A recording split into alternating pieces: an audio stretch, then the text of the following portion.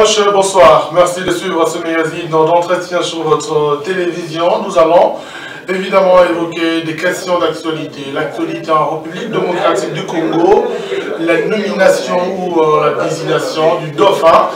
Le dauphin devant représenter la majorité présidentielle et le FCC lors des prochaines élections présidentielles au pays. Eh bien, c'est Emmanuel Lamazani Chadari qui a été choisi et la candidature a été déposée. Eh bien, la question va être traitée dans ce magazine, mais aussi d'autres aspects prioritaires qui concernent la tenue des prochaines élections RDC. Nous allons également revenir sur ce qui est même notre invité, puisque c'est un magazine qui revient sur le parcours des invités. Nous allons le découvrir également à fond pour ceux qui ne le connaissent pas encore. Eh bien, l'invité de cet entretien s'appelle M. Junior Kibawa. Il est président de la jeunesse du parti politique Les Fédéralistes. Eh bien, M. Junior Kibawa, bienvenue. Merci beaucoup et bonsoir à tous les téléspectateurs. Voilà. Avec vous, on va débattre de toutes ces questions d'actualité d'entrée les jeux. Il n'est pas interdit, M. Junior, puisque ce n'est pas la première fois de revenir sur ce que vous êtes, pour ainsi faire découvrir à ceux qui vous suivent pour la première fois. Quel est le retour de dire sur M. Junior Kibawa? Merci beaucoup, M. José, pour la question. Moi, je suis le président de la jeunesse des fédéralistes, du parti politique Les Fédéralistes en province, et dans la province du Haut-Katanga. Et c'est tout ce que je peux dire sur ma personne, à part d'autres choses qu'on fait dans les privés et autres. Mais dans la politique, j'encadre les jeunes de ce parti, ce grand parti de la majorité présidentielle et du FCC, qui est dénommé les Fédéralistes. Alors, en dehors de l'aspect politique, également connu comme enseignant des universités. Merci beaucoup. Je crois que là, on ne peut pas revenir là-dessus. Ici, nous sommes dans le cadre de la politique. Voilà, donc acteur politique, enseignant d'université, encadreur de la jeunesse. Aujourd'hui, Junior Kibawa, dans la politique, il encadre les jeunes. Pour quelle finalité? Le but d'un parti politique, c'est de gagner le pouvoir et le conserver le plus longtemps possible. Alors, nous, en tant que jeunes, en tant que dirigeants des jeunes, nous avons estimé, avec l'autorité morale de la majorité, ainsi que du FCC, son excellence Joseph Kabila Kabange, à encadrer ces jeunes-là, pour que ces jeunes-là ne puissent pas être trompés par qui que ce soit, par les politiciens assoiffés du pouvoir. Alors c'est dans ce sens-là que nous sommes en train d'encadrer cette jeunesse, et éventuellement, pour le compte du parti politique, et aussi pour le compte de notre plateforme, le FCC. Voilà, on va revenir de fédéralistes un peu plus tard dans l'état de ce magazine. On commence par l'actualité. Vous avez suivi comme tout le monde, puisqu'étant cas de la majorité présidentielle, la désignation de M. Ramazani Chadari en tant que dauphin du chef de l'État. Quelle a été votre première impression? En tout cas, l'impression du parti Les Fédéralistes était... nous étions vraiment émerveillés par la décision du chef de l'État, parce que tout le monde croyait finalement que le chef de l'État allait se représenter ou pas, mais il a montré à la face du monde qu'il est le garant de la Constitution, comme il a toujours promis dans ses discours. Alors ça nous a réjouis et ça fait que le chef de l'État, aujourd'hui, pour nous les fédéralistes, nous sommes en train de le considérer déjà comme le héros national. Et ce choix doit être élevé au rang de héros national. Ça, c'est notre point de vue. Je pense que le chef de l'État mérite d'être élevé au rang de héros national. Alors, ça nous a réjouis, et surtout sur le choix du camarade Emmanuel Chadari, qui est le camarade qui a été choisi pour le compte du FCC. Alors, tous, nous étions vraiment émerveillés et nous sommes derrière lui. Nous allons le soutenir et nous allons gagner les élections avec le candidat que le chef de l'État nous a donné. Et il fait l'unanimité, selon vous, au sein de la majorité ou du FCC? En tout cas, il fait l'unanimité. C'est comme, d'ailleurs, quand vous suivez la manière dont il a postulé en tant qu'indépendant, donc sur les pas du rail ici.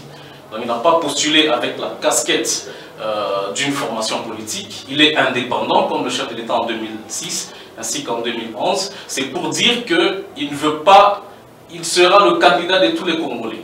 Donc j'ose croire que tous les Congolais vont voter pour lui, Et nous, les fédéralistes, nous allons voter massivement pour lui afin qu'il puisse remporter haut la main la victoire et achever l'œuvre du Raïs Joseph Kabila Kabange. Alors, M. Junior, déjà après le dépôt 24 heures pratiquement, on a vu Emmanuel Ramazani Shadari dans un tête-à-tête avec Cyril Ramaphosa, 40 minutes durant.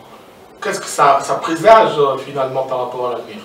Je crois qu'il y a des signes qui ne trompent pas. Quand on a vu le candidat, parce qu'il est encore candidat, Emmanuel Shadari avec le président sud-africain, ce sont des signes qui montrent que dans les futurs, et dans un futur proche, il sera élevé au rang du président de la République. Donc c'est tout à fait normal. Vous le dites à l'aise sans Je le dis à l'aise parce que je suis, ceux qui sont en face de vous. Je suis à l'aise parce que je suis très confiant avec le FCC, avec la majorité présidentielle et surtout avec nous les fédéralistes. Nous allons le voter massivement et il sera président de la République. Et ceux qui sont en face de vous, ils ne vous font pas peur. Vous avez pleinement confiance en vous, oubliant qu'en face, il y a également une autre machine électorale avec cette opposition, puisqu'elle est terminée, à aller dans la dynamique d'une candidature commune par rapport aux élections prochaines. Je crois que nous sommes très confiants et quand on fait quelque chose, on ne la fait pas avec complaisance. Non, nous sommes en train de travailler. Et c'est pour cette raison que vous avez vu, d'un seul coup, le RCC a pu sortir un candidat unique. Mais de l'autre côté, ce sont des gens qui sont toujours divisés et ce sont des gens qui n'ont pas de l'expérience politique, donc de l'expérience de la gestion de la chose publique. Et j'ose croire que nous, en tant que membres de la majorité, nous sommes prêts et nous allons gagner ces élections à tous les niveaux et avec le président, le futur président Emmanuel Shadari. Alors, par rapport à la date du 23 décembre 2018, il y a encore des zones d'ombre, notamment aux revendications qui continuent d'être formulées par l'opposition congolaise qui ne veut pas de la machine à voter, mais également de l'actuel fichier électoral qui n'a toujours pas l'unanimité entre ces acteurs. Malheureusement, ici en RDC, les gens pensent qu'être opposant, c'est s'opposer à tout. Ils sont très conscients que les élections actuellement, partout dans le monde entier, ce sont des élections électroniques. Ils ont parlé du chef de l'État. C'était ça leur, je dirais, leur plan d'action. Et ils ont même dit que c'était ça la première fois. Le chef de l'État, il est, en tant que garant de la Constitution, il a dit il cède le pouvoir à Emmanuel Shadari. Et après, ce sont les gens qui continuent toujours les mêmes personnes de la soi-disant opposition, qui continuent encore à renier ou à nier par rapport à la machine électorale. Je crois que ça, ce sont des faux fuyants. Nous devons aller aux élections, ce sont des élections rapides, ce sont des élections une réserve de 10 millions de voix des côtés avec mais tout le monde a été à la CENI. Tout le monde a été à la CENI. Ils ont été à la CENI, ils ont vu le fichier électoral, certes. Ce n'est pas un fichier, il n'y a jamais eu des fichiers parfaits dans le monde entier, mais quand même, ils ont à 80%, c'est un fichier qui est correct. Donc ils sont très conscients, ce sont des gens qui sont habitués toujours à des faux fuyants, à des raisons, qu'ils avancent des raisons, soit disant que non, la machine à voter et autres, parce qu'ils savent qu'ils ne vont pas gagner les élections. C'est nous, les gens de la majorité du FCC, qui allons remporter haut la main les élections. Et nous appelons encore à eux de voter pour le candidat Emmanuel Shadari. Et si vos adversaires en face, ça veut dire ceux qui sont de l'opposition, ne veulent pas de la machine à voter, qu'il n'y a pas d'unanimité dans une telle péréquation, qu'est-ce qui est faisable pratiquement pour qu'il y ait un consensus comme la CENCO l'avait même déjà? Moi, je crois que la CENI, c'est une commission électorale nationale indépendante. Elle est indépendante, elle a donné le calendrier pour organiser les élections. Et nous, du côté de la majorité, du côté des fédéralistes, nous sommes très confiants qu'il y aura élection le 23 décembre sans problème. Nous allons aller aux élections avec la machine à voter. De toute façon, il n'y a jamais eu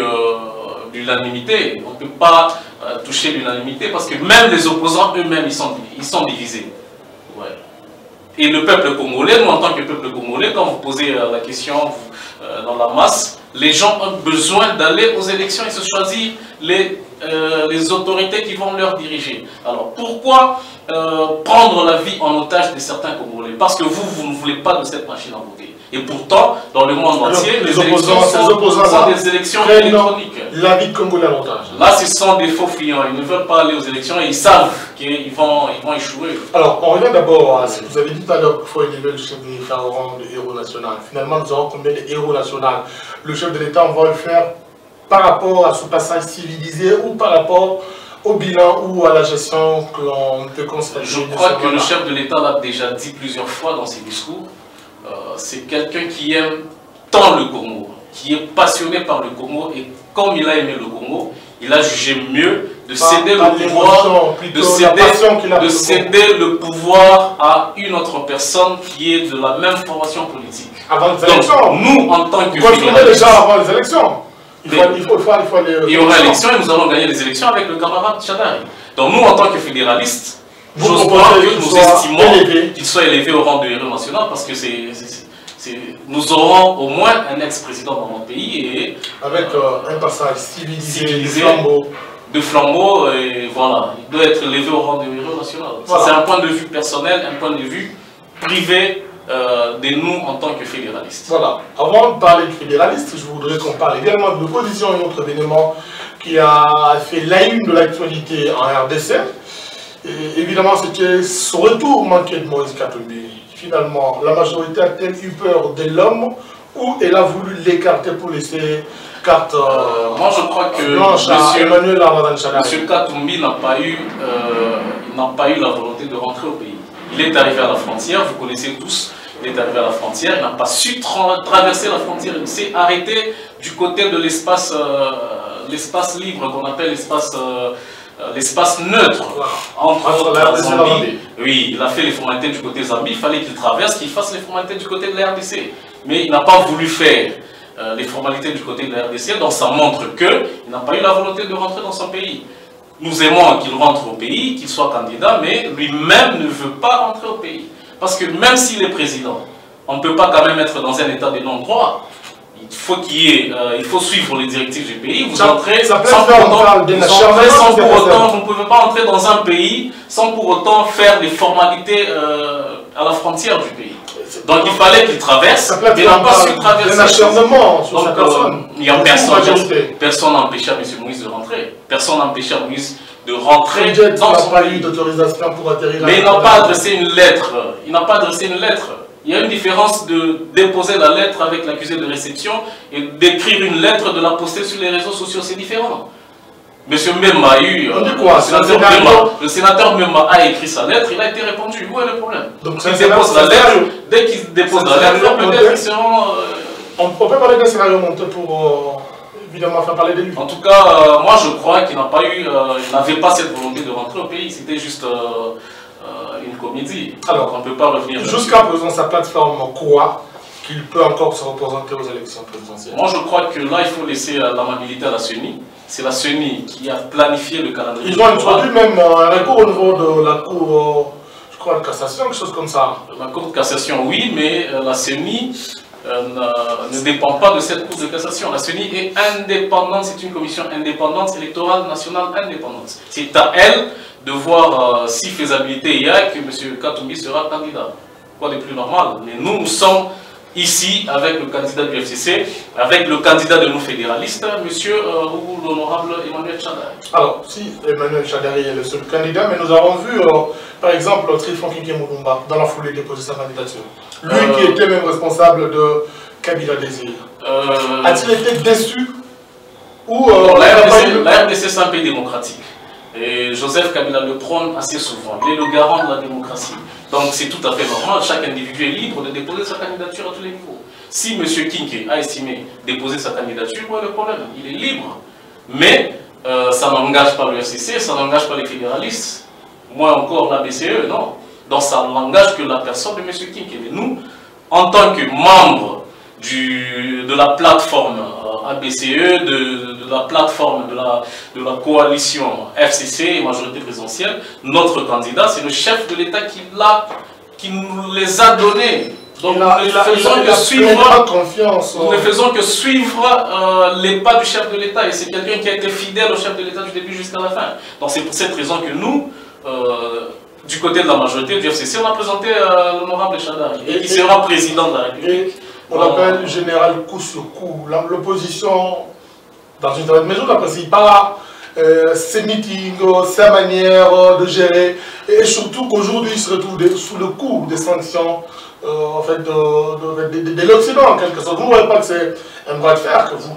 Je crois que lui-même l'a dit, le candidat Chadari n'est pas égal au secrétaire permanent du PPRD. Donc il est candidat, c'est pour le RCC, c'est pour tous les Congolais. Voilà, donc c'est pour dire, d'ailleurs il a déposé sa candidature en tant qu'indépendant. Voilà. Donc vous le savez bien, il a déposé sa candidature en tant qu'indépendant, il n'est pas membre d'une formation politique que ce soit. Donc il est maintenant le Congolais, le candidat de tous les Congolais. Et j'appelle à tous les Congolais de voter pour lui. Voilà, alors... Même ceux de l'opposition, on va prendre la dernière ligne droite de ce magazine, ça veut dire la dernière partie. On va évidemment chercher à savoir l'état de santé aujourd'hui de fédéraliste. Nous avons connu l'UNEFEC, vous êtes fédéraliste. Quel est l'état de santé actuellement de votre formation politique? En tout cas, le parti se porte mieux avec le président national, le maître Roger Losala, et avec l'interfédéral Grand Katanga, son excellence Jean Kalinga Mambepa. Donc le parti se porte à merveille. Et les activités se déroulent normalement. Donc là, il n'y a pas de souci, Et le parti renaît encore. Et nous venons avec la force pour battre et gagner ces élections. Avec nous, les fédéralistes. Le président national Roger Losala et l'interfédéral Grand Katanga, son excellence Jean Kalinga Mambepa. Malgré le vent qui a frappé dernièrement, le parti avec le départ de ce que l'on peut appeler certains grands baobabs du parti. En province, nous avons cité Mme Bijou Chitoukat et M. Kassongo Kibale. Je crois que ça c'est une bonne question, merci beaucoup pour cette question. Le parti vit normalement. Il n'y a pas scission du parti, il y a eu des parts certes de certaines personnalités, il y a les députés nationaux qui sont partis, mais le parti se reconstruit. Et la remarque que nous avons est que le parti devient de plus en plus fort qu'avant. Donc nous sommes très fiers et vous allez voir dans les jours qui viennent tout ce que nous avons mené comme des actions et le parti ira de l'avant. Donc chaque Congolais libre. Le départ de ces deux, localement, ça n'a pas beaucoup touché. Non, la condition est claire. Chaque Congolais est libre d'adhérer à la formation politique de son choix. Donc si eux, ils ont choisi leur camp, ils sont libres. L'essentiel est qu'ils sont toujours au service d'une seule personne qui est le chef de l'État. Donc c'est tout à fait normal, ils sont au service d'une personne qui est le chef de l'État et nous sommes au service de la seule personne qui est le chef de l'État. Ça m'aurait étonné s'ils allaient par exemple à l'opposition, mais comme ils sont à la majorité, en tout cas, là il n'y a pas de problème. Il n'y a pas de problème. Alors, mais le parti fédéraliste, nous sommes des fédéralistes et nous travaillons durement et le parti va de l'avant et avec force. Alors, M. Junior, on va peut-être refermer par là. Dans les perspectives d'avenir, qu'est-ce qu'on retient par rapport à votre carrière politique en tant que tel? Personnellement, je suis dans la carrière politique, il y a belle lurette. Il y a beaucoup de temps que je suis déjà dans la carrière politique et nous sommes en train de foncer. Vous voulez dire par rapport à votre nom ou par rapport à... Non, pas par rapport au nom, mais par rapport... Parce que quand on parle de Kibawa, on voit derrière le nom de Kibawa l'histoire d'un politique. Oui, tout à fait normal. Voilà. Chaque personne a toujours ses origines de là où il vient. Voilà. Mais nous sommes là, nous sommes en train de travailler, pas de problème, pas de souci. Donc l'avenir se trouve entre les mains des dieux. Il n'y a personne qui peut percer les rayons de l'avenir. Ça se trouve entre les mains des dieux. L'on se retrouve la prochaine fois avec le même plaisir de vous servir. À tout à l'heure, mesdames. À tout à l'heure, monsieur.